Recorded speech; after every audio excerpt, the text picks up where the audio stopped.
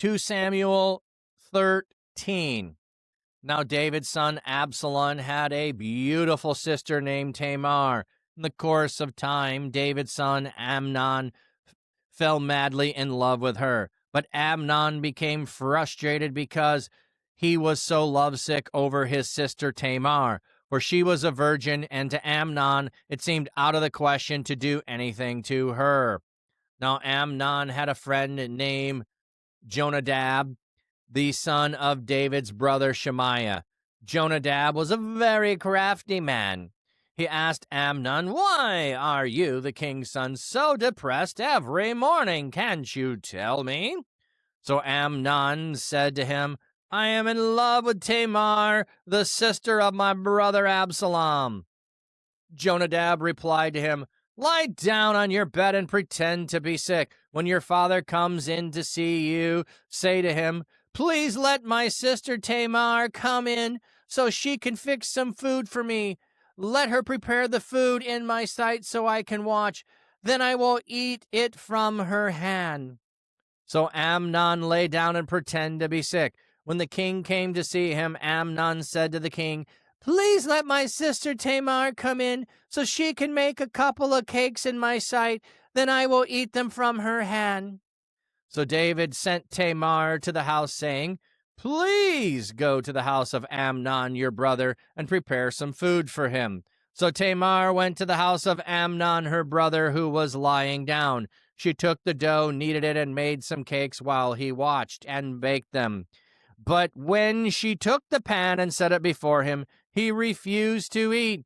Instead, Amnon said, "Get everyone out of here." So everyone left.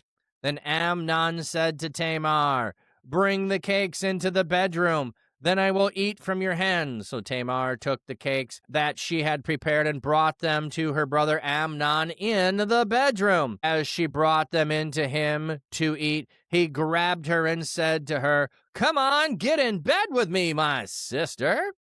But she said to him, "No, my brother, don't humiliate me. This just isn't done in Israel. Don't do this foolish thing. How can I ever be rid of my humiliation? And you would be considered one of the fools of Israel. Just speak to the king, for he will not withhold me from you." But he refused to listen to her. He overpowered her and humiliated her by raping her. Then Amnon greatly despised her. His disdain toward her surpassed the love he had previously felt towards her. Amnon said to her, "Get up and leave."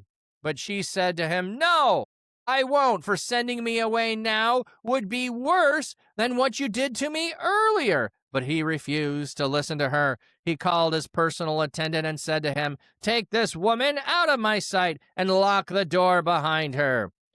Now she was wearing a long robe, for this was what the king's virgin daughters used to wear. So Amnon's attendant removed her and bolted the door behind her. Then Tamar put ashes on her head and tore the long robe she was wearing. She put her hands on her head and went on her way, wailing as she went. Her brother Absalom said to her, "Was Amnon your brother with you?" "Now be quiet, my sister. He is your brother. Don't take it so seriously."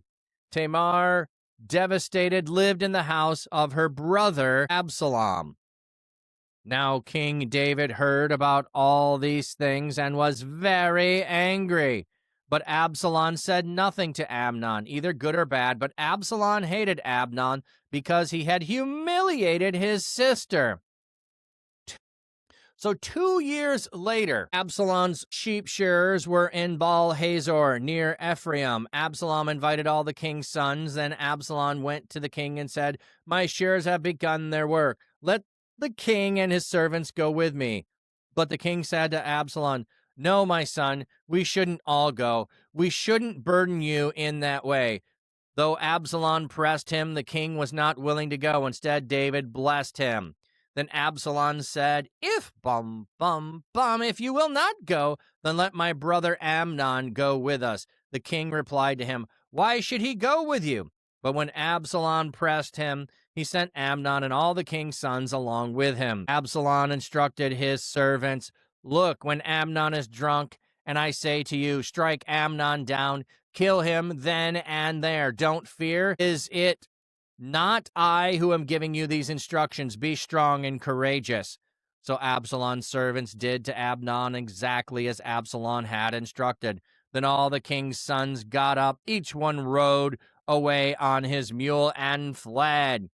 While they were still on their way, the following report reached David: "Absalom has killed all the king's sons, not one of them is left."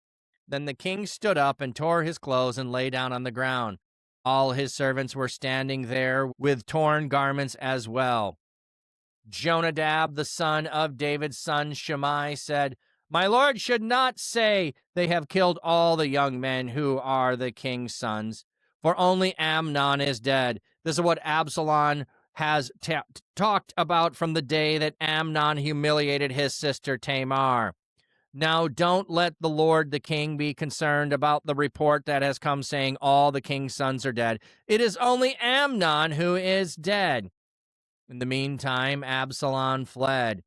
When the servant who was the watchman looked up, he saw many people coming from the west on the road beside the hill. Jonadab said to the king, "Look, the king's sons have come. It's just as I said." Just as he finished speaking, the king's sons arrived, weeping and wailing. The king and all his servants wept loudly as well. But Absalom fled and went to King Talmai, son of Ammihu of Geshur. And David grieved over his son every day. After Absalom fled and went to Geshur, he remained there for 3 years. The king longed to go to Absalom, for he had since been consoled over the death of Amnon. So this is a horrible story, and yes, it does begin to do what David was warned about. The sword will not depart from your house. You are going to have strife within your house. This is the beginning of it. So David's son Absalom has a beautiful sister named Tamar. So Tamar is the sister. In the course of time, David's son Amnon fell madly in love with her. Amnon is frustrated over being lovesick over his sister Tamar. She is a virgin, and to Amnon, it seemed out of the question to do anything to her. So she's a virgin. I can't disgrace her. She's Absalom's sister. I can't do anything. So regardless of all of this, he is lovesick. He is in love with his stepsister or half-sister and can't bring himself to do anything about it. But Amnon had a friend, Jonadab, the son of David's brother, Shemaiah. So remember him. He's going to come back at the end of the story. Jonadab was a crafty man. He asked Amnon, "Why are you, the king's son, so depressed every morning? Can't you tell?" So it's like, dude, something is bugging you. Like, if you got a friend, you know when they're lovesick. You could figure that out. So he knows something's up. He's always depressed. He's always pining over Tamar. And he says, "I'm in love with Tamar, the sister of my brother Absalom." Jonadab replied her, "Lie down and go to bed." Oh, sorry. So now he's coming up with a scheme. "Lie down on your bed and pretend to be sick. When your father comes in to see you, say to him, 'Please let my sister Tamar come in so she can fix me some food for me. Let her prepare the food in my sight so I can watch. Then I will eat from her hand.'" Like, this is really weird. Oh, what does the friend's name mean? We can go look that up, Jonadab. Let's go look that up. 2 Samuel 13. What it means. Jonadab. Okay. Jonadab, God is willing. God is willing. So that's what it means. So friend here's name is God is willing. It is a cousin who is friends with him and is like, yeah, the plot quietly says, "This is a trap." Totally. Yeah, the come fix me some food and prepare it while I watch, and then I may eat from your hand. Now, the eat from your hand, to me, isn't the weird part, okay? Because when people are sick, like, what do? Like, you're sick in bed, somebody feeds you soup, they feed you, that like, you're just weak, you can't eat, someone needs to feed me because I'm weak. That part's not weird. Why do I need to watch you make the food? Like, what is that part about? And is the food being made in the bedroom, or is the food being made in the kitchen? Does he get up and come to the kitchen? They carry him there on a cot so he can watch her make the food? I'm not clear on this, because later he sends everyone away and they go to the bedroom. So is the food not made in the bedroom? The way this is asked. Anyway, so he pretends to be sick. Yes, indeed, his father does come. So Amnon lay down and pretend to be sick, and the king comes in to see him, and please let my sister Tamar come in so she can make a couple of cakes in my sight, then I can eat it from her hand. Like, all right, strange request. David, why did you go along with this request? Like, it's straight up weird. But David goes along with the request. So he sent Tamar to the house, saying, please go to the house of Amnon, your brother, and prepare some food for him. So David sent to Tamar to the house and says, hey, your brother made this request. How about you go do it? So Tamar went to the house of Amnon, her brother, who was lying down. She took the dough, kneaded it, made some cakes while he was watching, and baked them. But when she took the pan and set it before him, he refused to eat, and Amnon said, get everyone out of here. So everyone laughed. Okay, so she sets the pan before, get everyone out. So there's a discrepancy. They removed everyone or everyone left. Okay, either way, get everyone out of here. They are alone. That's the point that's here. They are now alone. Then Amnon said to Tamar, bring the cakes into the bedroom. So this makes it sound like they weren't in the bedroom. He was in the kitchen where they made the food, or the family dining, whatever that is, and not able to do it there. Bring him in the bedroom, and then I'll eat the cake from your hand. So Tamar took the cakes that she had prepared and brought them to her brother Amnon in the bedroom. So she had already brought them to him. So now does he reside to the bedroom and say, no, I'm going to eat them in bed? It's a little weird, but he's getting her in the bedroom.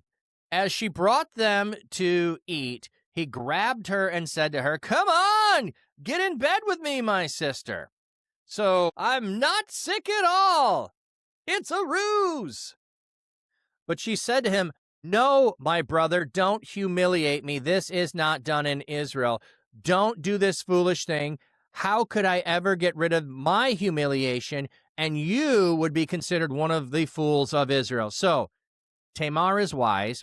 Tamar points out that if her brother does this, he's going to be one of the fools of Israel. This is not something we do. We do not force people to bed who are not married to us. We don't do this thing. We do not take virgins and do this thing. So don't do this thing. We are different than the surrounding nations. We do not force women to bed. We don't do it. This is foolish. You'll be humiliating me. You'll be making yourself a fool. Now, more than that, watch what she says. Just speak to the king, for he will not withhold me from you. Hey, if you are in love with me, just ask the king to make me your wife. He'll let you do that. You can solve this problem altogether for good. You can solve this problem right now. I will not relent from you. I will gladly be your wife. Go ask the king. He refused to listen to her, overpowered her, humiliated her, and then Amnon greatly despised her. So I don't know if you've ever had this situation. You've been pining over something, you nefariously get it, and as soon as you have it, because of the way that you got it, it now is awful, and you don't want that anymore. Yeah, he really set this all up so he could be alone together and do what he wanted to her. Yes, just pretending to be sick and all that, absolutely. Well, in our view, that would be true. In ancient view, it wouldn't have been fully that way, because they did not have the same mother, so it wouldn't have been fully viewed that way. But yes, there is that level. So anyway, now that he has done this horrible thing, as he looks at her, he now has a greater disdain towards her than the love he previously had. Amnon said to her, get up and leave. So he has done, he did all of this to her. He tells her to leave, but she says, no, I won't. For sending me away would be worse than what you did to me earlier. No, don't send me away. Go make this right. Go make me your wife. That's what should happen now. You violated things. You could have done it a different way, but now restore my honor by making me your wife. That's really what she's saying. Sending me away is covering this up, kind of like dad covered up stuff by sending away. Gonna try to hide this. Nobody could see it. All in some ways replaying the sin that David did. But he refused to listen to her. He called his personal attendant and said to him, take the woman out of my sight, and lock the door behind her. Now, one of the things probably, like I was saying, is this the bedroom door? Is it the house door? There probably wasn't a lock on every bedroom door like we might do today in a house, but there would have been a lock and bolting the door to the house so she can't get back in. So she is out of the house. Now we're going to have information. Now she was wearing a long robe, which is what the virgins used to wear. So Amnon's attendants removed her, bolted the door behind her. Then Tamar put ashes on her head, tore the long robe she was wearing. She put her hands over her head and went on her way, wailing as she went. So as she leaves the scene of the crime, she has torn her clothes, making the outward appearance match what's inward of the anguish that she's feeling for the humiliation she has experienced. She is showing the humiliation in the outward, putting the ashes on her head, ripping her garment, putting her hands on her head, going away in humiliation as she goes to make sure everyone understood and saw all these things. Her brother Absalom says to her, was Absalom your brother with you? Now be quiet, my sister. He is your brother. Don't take it so seriously. Tamar, devastated, lived in the house of her brother Absalom. So Absalom takes her in. Don't set your heart to this thing. Well, I don't think that's don't take it seriously. It's don't be consumed by this. Not don't take it seriously. Don't be consumed. Disregard it. Don't pay attention to it. It is a callous thing to say to Tamar, but to the degree that he said it became known, it misleads people from understanding that he is personally plotting revenge. So, yeah, don't take it seriously.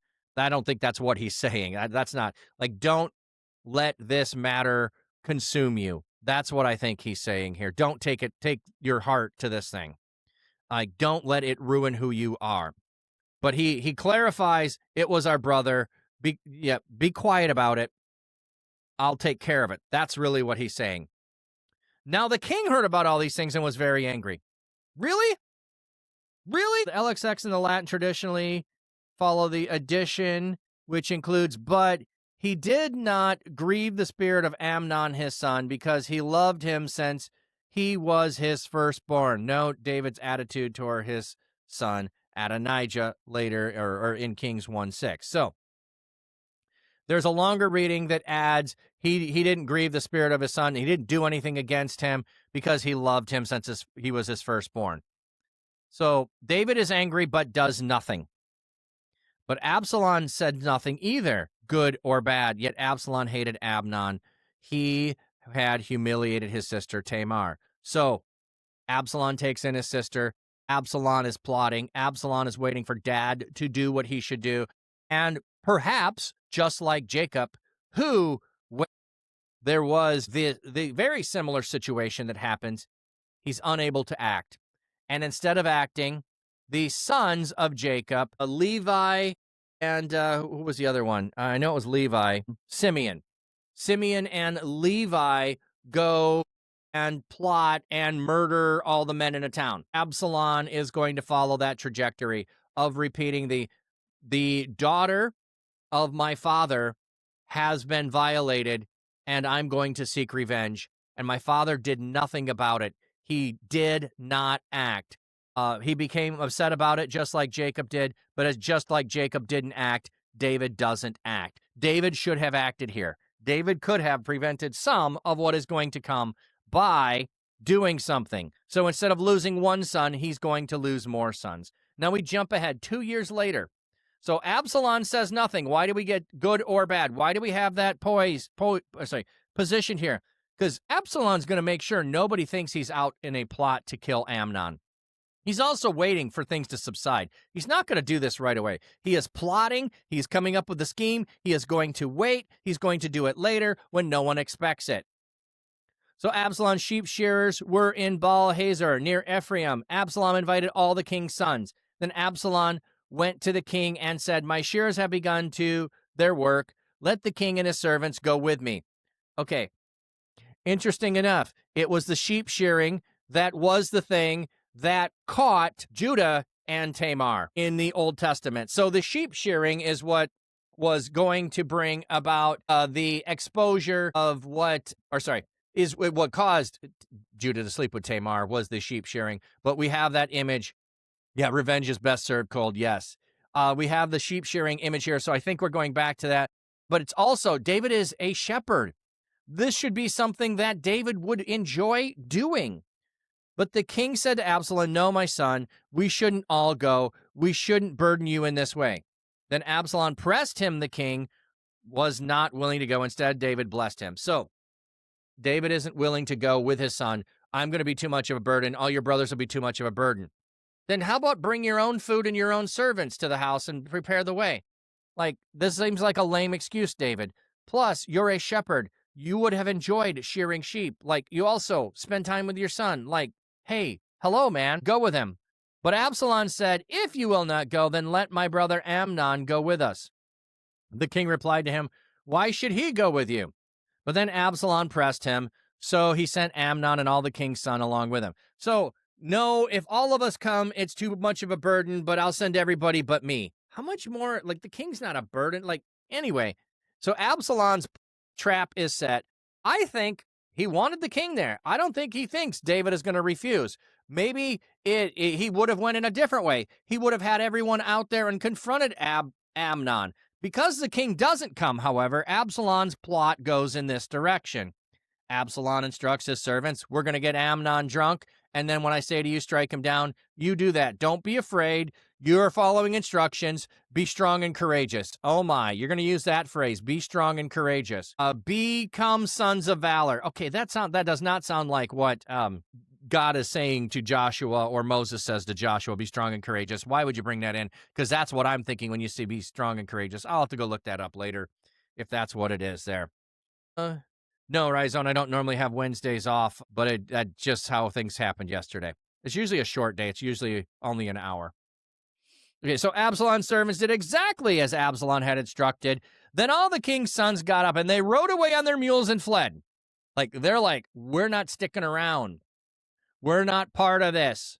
While they were still on their way, the following report came to David. Absalom has killed all the king's sons. Not one of them is left.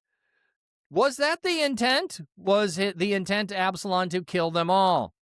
I don't know, but the report comes. So who gave the report? Was he going to kill all of them? I mean, the instructions were only to kill Amnon, so I don't think that was the plan. The king stands up, tears his garments, lays down on the ground. All the servants were standing around him with torn garments. Now Jonadab shows up again, the son of David's brother, and says, my lord should not say, they have killed all the young men who are the king's son, for only Amnon is dead. This is what Absalom was talking about from the day Amnon had humiliated his sister Tamar. What? Jonadab, you've known about this for 2 years and said nothing? Oh, by the way, Jonadab, you're the one that set the whole plot in motion for Amnon to do this. Are you just a nefarious guy watching to see what trouble you can stir up in the king's household? By Amnon, go humiliate your sister. Ooh, Absalom, confide in me. Oh, you're going to kill Amnon? I'm just going to wait and see what happens. He doesn't warn Amnon. I thought he was your friend. That's a really, really good insight. It doesn't tell us who brought the news. So we don't know if it's part of Absalom's plan. But if it is absolutely Absalom who had set up a messenger to say all that the king's sons are dead, that certainly could be part of the plot to when he find out Amnon is dead, because it is his oldest son. It is one whom he loves. It would soften the blow there for sure. While they were still on their way, the following report reached David. So they only say a report reached David. We don't know how it got there, but the king left. He stands up. He tears his garments.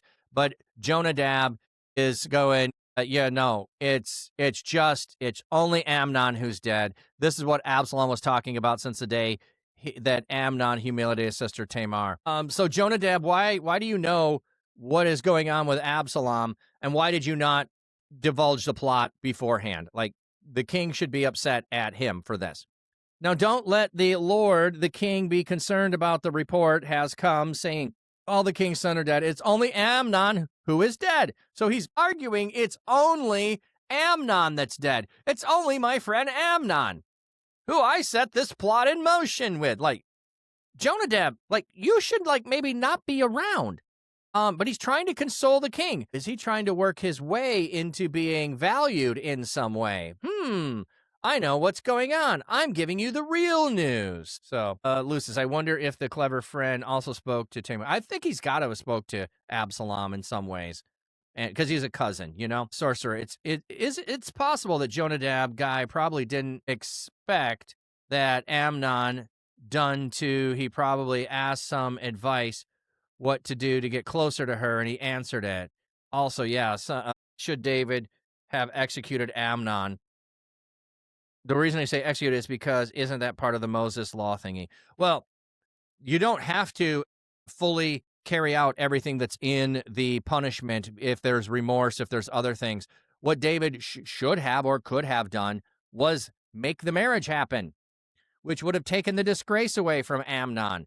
He could have, done that instead of doing nothing. So it's more the fact that David is inactive. That's the problem. David no longer takes the role of head of household over his children. He is doing absolutely nothing to deal with anything.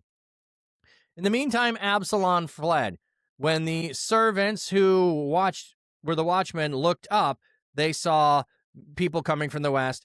On the side, beside the hillside, Jonadab said to the king, "Look, the king's sons have come. It's just as I said." See, so Jonadab, trying to make himself out as the one that knows what's going on, maybe trying to get in the good graces. Absalom flees. So Absalom doesn't come and take ownership over what he does. Absalom flees so he can get away from the king's punishment. But the king did nothing to Amnon. Will he do anything to Absalom? Just as he finished speaking, the king's sons arrived, wailing and weeping. The king and all his servants wept loudly as well. But Absalom fled and went to the king, Talmaiah, son of Ammihud in Geshur, and David grieved over his son every day. So if he's grieving over his son every day, probably a good plan for Absalom to be gone. After Absalom fled and went to Geshur, he remained there for 3 years. So the 2 years he waited to kill his brother, now he has gone 3 years from being around. The king longed to go to Absalom, for he had since been consoled over the death of Amnon. So somewhere during the 3-year period of time, King David wants to be restored to Absalom, but he can't go. He won't bring himself to do it. The king is basically not functioning as head of household. Don't know what he's doing as far as kingly duties in the rest of the realm. We only have the family problem here, and he's not acting as dad. He's not going to his son. He didn't go with his son. He did not correct his son. Now he's not correcting another son. That's what we have going on in all that.